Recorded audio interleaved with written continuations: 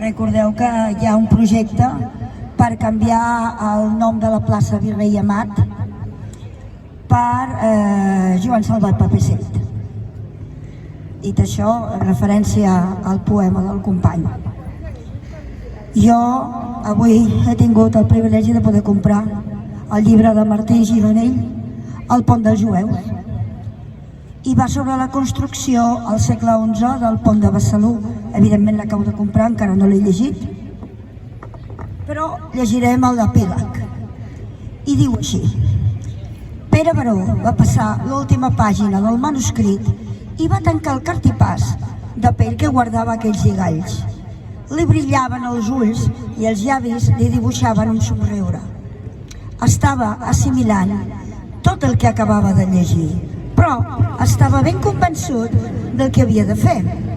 Encara estava fascinat per tota la història que envoltava aquella estructura, ara mig derruïda, per les malvestats de la natura o d'un altre origen. Va pensar que es va aixecar de la cadira, es va aixecar de la cadira, i se'n va anar a la finestra per mirar-se el pont.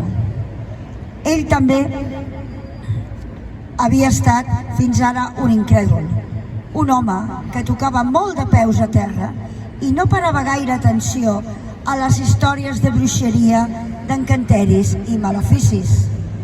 Mestre d'obres de reconegut prestigi i reputació, Pere Baró repetiria el ritual que ara fa 300 anys